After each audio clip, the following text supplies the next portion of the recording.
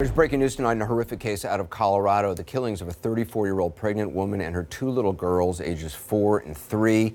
Tonight, charges have been filed. Randy Kay joins us now with the latest. What's going on? Well, Anderson, late today, Chris Watts was officially charged with the murders of his wife and his two young girls. He was charged with first-degree murder in their deaths. He was charged with unlawful termination of a pregnancy. His wife was 15 weeks pregnant. And he was also charged with 3 counts of tampering with a deceased human body. But what was interesting today was they unsealed this court affidavit, which had a whole lot of new information in it. One of the things that it says is that Chris Watts actually confessed to killing his wife.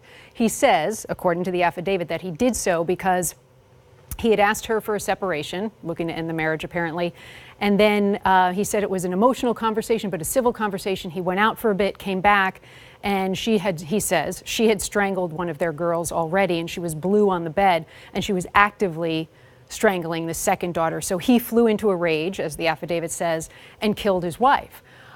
That's his story. That's what he told police. The affidavit also says that he was having an extramarital affair with a coworker, which police say is something he actually denied in earlier interviews with investigators, but they discovered that over the course of their investigation. But we, as you know, have been following this since last week, and this is what we found in terms of how this case has all unfolded. What, girls? Mommy has a baby in her belly. A moment of joy that's turned to pain and mystery. That was Shanann Watts telling her 2 daughters that she was pregnant again. 4-year-old Bella and 3-year-old Celeste were thrilled. I love you, girl. I got the baby a hug. You want to give the baby a hug? There's also video of her sharing the news with her husband of nearly 6 years, Chris Watts. That's awesome.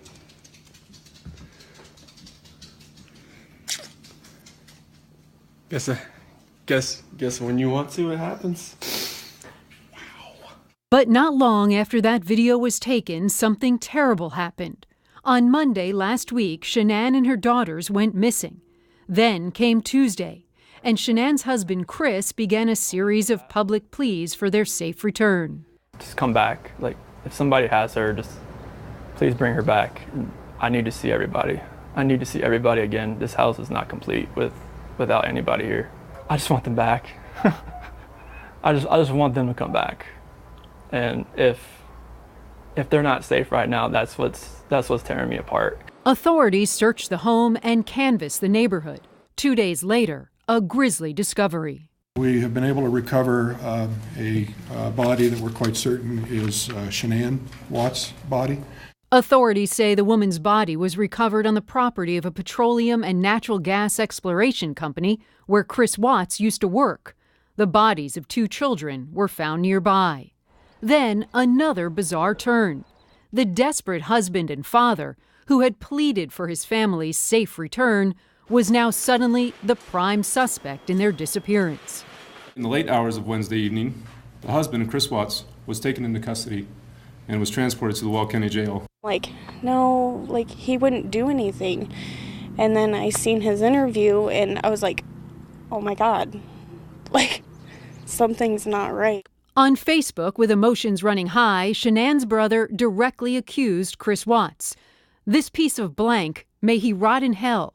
He killed my pregnant sister and my 2 nieces. Police have not suggested a motive.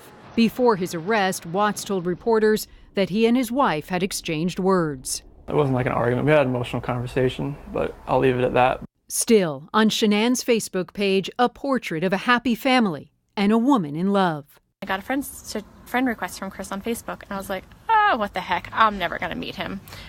Except, one thing led to another, and 8 years later, we have 2 kids. We live in Colorado, and he's the best thing that has ever happened to me. God, it's so awful to see her talking about him. So lovingly, too.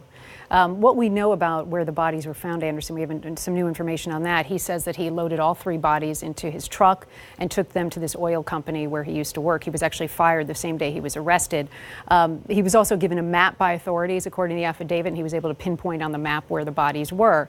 Shanann Watts was found in a shallow grave. The 2 girls were found nearby in oil tanks where police say their bodies had been submerged for 4 days. So I just don't understand, if he's claiming he killed her to protect or in a rage whatever, why would he have hidden the bodies? That's what doesn't make sense. I mean, we know that his team has asked for DNA samples to be taken from the girls' necks. They asked the judge that, possibly to prove that it was the mother, not the father, who did this, but that request was denied. But it doesn't make any sense. You'd think somebody would have called authorities, called police, asked for help. You don't hide the bodies and then do all those television interviews. Randy Kaye, thanks very much.